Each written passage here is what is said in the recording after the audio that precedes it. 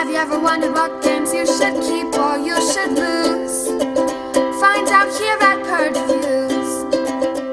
Star Trek The Next Generation deck building game. This game was released quite a while ago, but I wanted to take a few minutes to talk about it. Now, if you're Star Trek The Next Generation fans, I think there's going to be some pluses and some minuses to this, and I'm going to dive into that also. If you've never seen an episode, kind of like myself, then I will talk about that a little bit. So let's talk about the game for Star Trek fans. Star Trek fans, I think you can lean into this a little bit. There's some issues that I had with it. The artwork isn't very good. There were some problems with it being on film and not digital, I guess. And the artwork is just stills, which I like, but they're grainy here and they don't look that fantastic. A little bit what I read about was maybe it was because of the source material they had, so you might want to give them a pass for that. But there are a lot of characters in here. There's a lot of people in here. I never felt like it was those people. I always felt like it was numbers. It didn't dive me in enough to know, and that might be my lack of knowledge in the source material. But if you're a Star Trek The Next Generation fan, this might be the game for you to get. Now, if you're not a Star Trek The Next Generation game, let's talk about the game itself. It's a deck builder game, and this came out after Dominion, so it has some of Dominion in it, but I would never call this a Dominion clone. This is back when they were still experimenting with deck builders. What is deck building going to be? And this was it. 9 face-up cards, but it's not a deck of cards. Those cards will change, kind of like Ascension, where you have like the 5 or 6 cards up. This will give you 9 cards face up. You have different characters and maneuvers. There's missions you go on. There's combat. There's just a lot put into this game. Everything doesn't fit together all that well, and I didn't feel like what I wanted from a Star Trek game maybe wasn't in this. So it felt a little bit of fiddly. Now, Fleet Captains is the Star Trek game for me. This might be the Next Generation game. Even though Fleet Captains includes the Next Generation, it's not just Next Generation. The game has some balance issues, I think, and some gameplay issues. The rules are terrible. The rulebook is horrendous and horrible, and you'll see that when I go through it. But, furthermore, I also think that the game has a rich gets richer problem. Once you can upgrade that ship and you're going on those missions, you're going to get more and more bonuses, and you're going to just kind of steamroll or snowball to the ending. Now, the cooperative game that's included in this is pretty strong. I like that quite a bit, and that might be my go-to reason. Now, some people have nerfed some stuff and get some variants to kind of balance this game out, but I think the cooperative game may be worth your purchase just alone and probably goes in with the theme of Star Trek a little bit more. So take that as you will.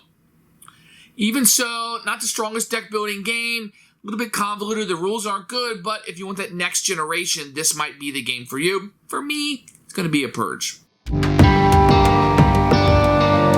Here's Star Trek deck building game, the Next Generation Premier Edition. It's going to come in a normal, standard kind of little deck building box you can see, and then the characters from the Next Generation on the front. Inside, you're going to get a rule book, which we'll take a look at in a few minutes. You're going to get these cardboards, and you're going to have a bunch of cards, and I have them organized in a certain manner. They will sit in and get these foam inserts so you can organize them how you see fit. Plenty of room for growth if you get some of the expansions. The box is going to fill up with plenty of room for more and more cards. I don't think there were enough released to fill this whole box, but this is what you're going to get. The cards are going to have movie steals on them, so you can have pictures from the show that will be on these. And I'll kind of show you some of these. Let's see if I can get you. Here's something like Captain Picard, not new artwork. You can see some of these are kind of blurry. Not the best quality they use. It looks like you're taking out of a VHS tape. You can kind of see the lines coming down through there. So not great, but that's what you get. You're going to have some small text down here that's going to be a little bit hard for some people to read. And this little blue text is very difficult to read. So, not the best. But the card quality I like quite a bit. Although you're going to play it a lot, like most deck building games, you're probably going to want to sleeve this. So with the rulebook, you're going to get a nice little rulebook here with the insignia from the Federation. You're going to have pictures for everything. The components aren't necessarily listed, but it does go through and tell you the card layout and etc. And kind of gives you an area. Here's how the player area and the beginning of the game will start with your hand size and kind of tells you how the cards. Then it's going to go into a pretty lengthy setup here. It gives you a picture of what it might look like. This game's going to take up quite a bit of table space. And then it tells you how to build up the space decks and kind of how to get the starship deck together. And then it'll show you how you lay it out, which all of this is just a more detailed look of this original setup that you have, and then the cards that you have. And I'll go through all that with you. You have the gameplay instructions that you're going to have here with plenty of pictures and examples down here. The font is rather small in this, so get your reading glasses ready. How to explore the space deck over here, and then how you battle, which is going to be going on a lot in this game. Once again, that font is very small. Then you're going to have a couple extra decks you're going to have. This is if you want to play a cooperative Borg invasion scenario. And then you're going to have the Klingon Civil War. It's going to be a 2 versus 2 team. So you're going to need 4 players in order to play that, and that will use an additional deck of cards. A glossary, a Q&A. Not a good sign when that's in the rule book because you got to know that, okay? And then credits at the end. So there is no cheat sheet on the back like in most rule books. This rule book is okay. Some problems with the font. I think the pictures are okay. I think the setup is really good, step by step. It has a couple extra scenarios in the back, which is appreciated. But it's a little bit hard to read due to the font. Let me take you through setup a little bit. So everybody's going to get a starship card. That'll be their starting starship, which will have some instructions on how to play on the back. This will be your cheat sheet. Then everybody's going to get 1 evasive maneuvers, a phasers, a tricorder, a diagnostic check, and a Starfleet Academy. Start out with 2 lieutenants, will give you +2 to XP, and 3 ensigns, which will give you 1 XP. And you'll shuffle this up, and when you shuffle it up, you're going to draw 1, 2, 3, 4, 5, and that will be your starting hand. But there's more to the board. That's just how each player will do this to set up the game and have their starting hand. So you're going to build your deck that you're going to have here. It's called your space deck. You're going to have these 15 starship cards. So you have 15 of these that will be inside of the deck. In addition, you're going to take your 25, what's called you're looking for your gold ones that go across here for the regular game, the event cards, and your mission cards. And you'll add those to your deck. Then you'll take your 41 unique characters. Now these will be a blue border, and they'll say character right here. So let me go through some of these. They're very small. Your council member. You've got your second officer, lieutenant commander, who's an android. You've got DeFerragi, the male. You got Tomalak, Viral, Worf, Para, Marshall Yar, William Riker, blah, blah, blah, blah. Tog is in this. Troy is in this. Kern, I'm not a real big Star Trek guy. Beverly Crusher, Wesley Crusher, everybody loves him, right? Jean-Luc Picard.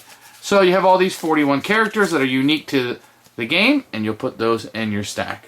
You take your special cards, your maneuvers, and your setups, and you will also add those to your deck.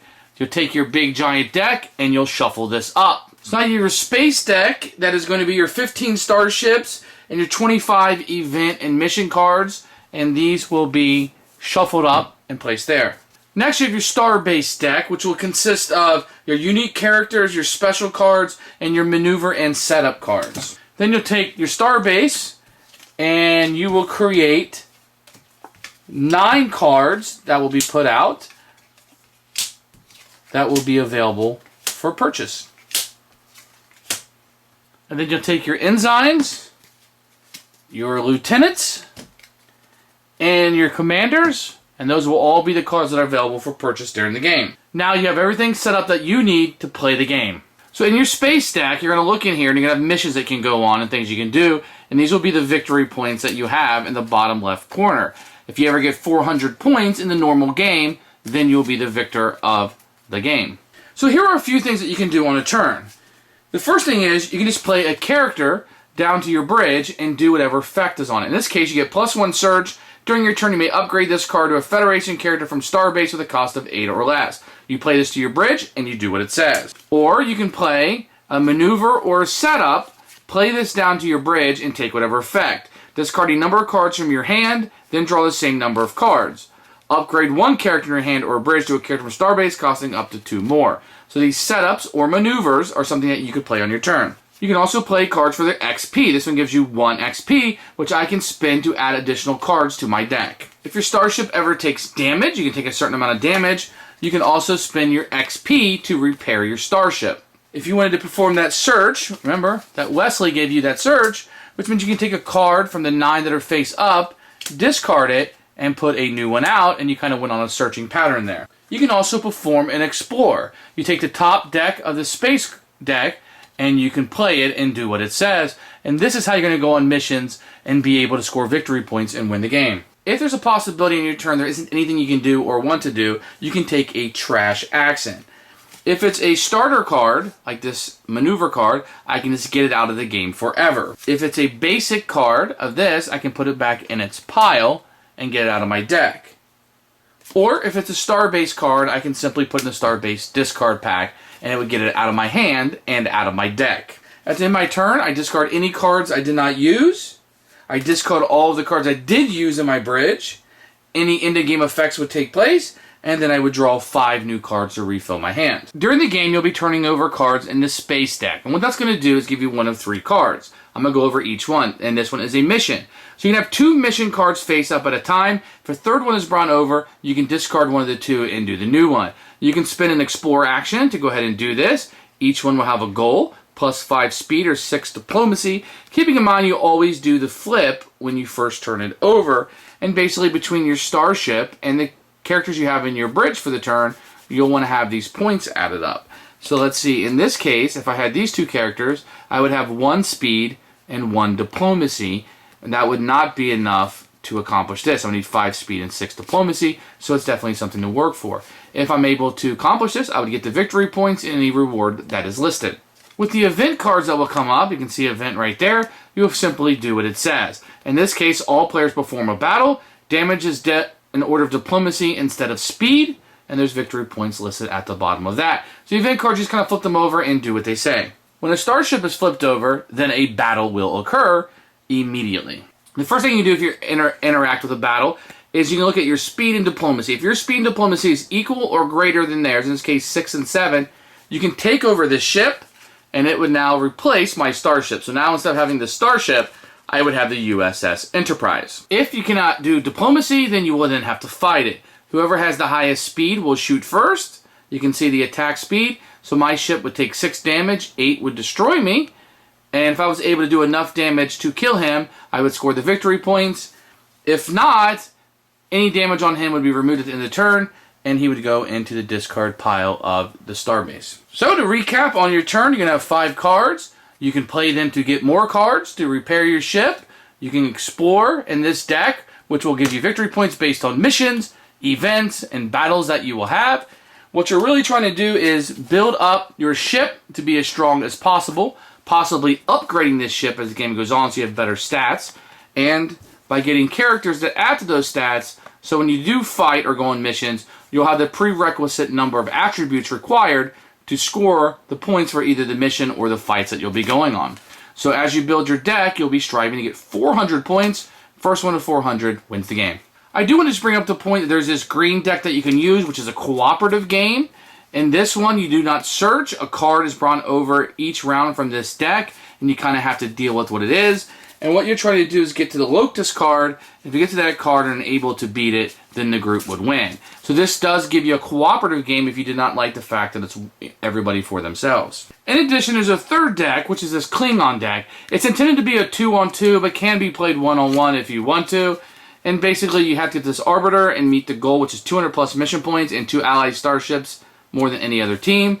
You'll be able to get these allied ships that will come in, and you'll be obtaining these. So this is like a team versus team battle deck if that would meet your playing needs. Who should buy this? If you want deck building and you want some combat in it, the cooperative and the competitive is here. That can be a pool for you. Star Trek The Next Generation fans are probably going to like this, even though I don't feel like the characters had a strong pool on who they were. And what I mean by that is I couldn't figure out who everybody was just by their stats, and that's kind of questionable to me. Nevertheless, if you're a Next Generation fan, this might be where you want to go, because I don't know, or at least I haven't played any Next Generation games specifically that are better. This is just a Next Generation in a board game format. So for me, Star Trek The Next Generation fans will want to check this out. Everybody else, maybe play before you buy. For me, it'll be a Purge.